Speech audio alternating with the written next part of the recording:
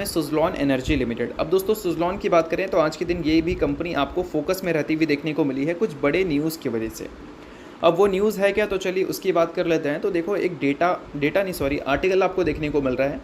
इस आर्टिकल में एक कंपनी का नाम मेंशन किया गया है जिसका नाम है AMPIN एनर्जी ट्रांसिशंस। उसने 170 मेगावाट का ऑर्डर दिया है किसको, सुज़लॉन एनर्जी लिमिटेड को।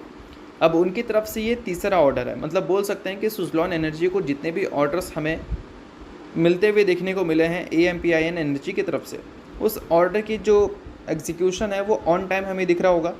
इसी वजह से रिपीटेड ऑर्डर सुज़लॉन एनर्जी को मिल रहा है एक ही कंपनी से। अब 170 मेगावाट का ऑर्डर मिला है, तो चलिए इसके कंप्लीट डिटेल्स हम लोग देख लेते हैं। तो देखो दोस्तों, सुज़लॉन एनर्जी आप सभी को पता है विंड टर्बाइन जनरेटर्स की मैन्युफैक्चरिंग करती है और सप्लाई करती है।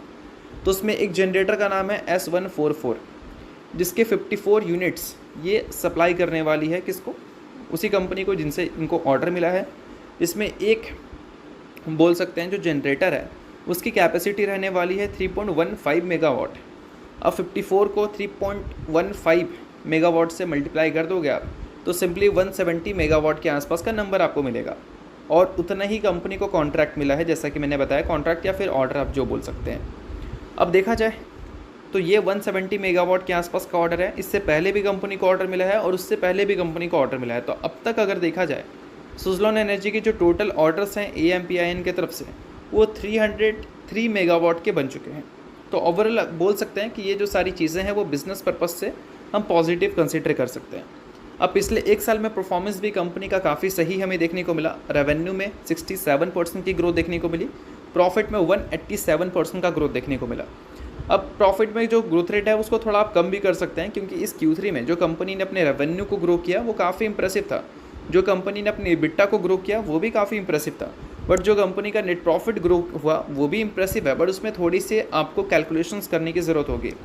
अब आप सभी को पता है कि Q4 के टाइम पे क्या है कि काफ़ी सारे टैक्स एडजस्टमेंट हमें देखने को मिलते हैं।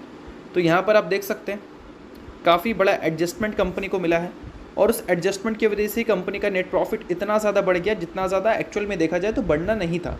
बट ठीक है, अगर नहीं भी बढ़ता, जो भी फिगर निकल के आता वो भी ऐसा नहीं कि ख़राब था। अगर कंपनी की EBITDA को ही देखें, इनकम माइनस एक्सपेंस ही देखें, तो वो भी Q1Q बेसिस पर अच्छा परफॉर्म किया है। ईयर ऑन ईयर बेसिस पे भी परफॉर्मेंस अच्छी है। बट जितना नेट प्रॉफिट का परफॉर्मेंस है वो टैक्स एडजस्टमेंट की वजह से आया है, ना कि बोल सकते हैं एक प्रॉपर जो EBITDA के बाद हमें अलग खर्चे देखने को मिलते हैं उसके बाद सीधा नेट प्रॉफिट निकलता है। तो वो सारी चीज़ें बोल सकते हैं उतनी ज़्यादा क्लैरिटी हमें नहीं दिखा रही हैं जितनी ज़्यादा क्लैरिटी हमें Q1, Q2 और Q3 में देखने को मिले थे। तो इस वजह से EBITDA को देखकर ज़्यादा इंपॉर्टेंस देना सही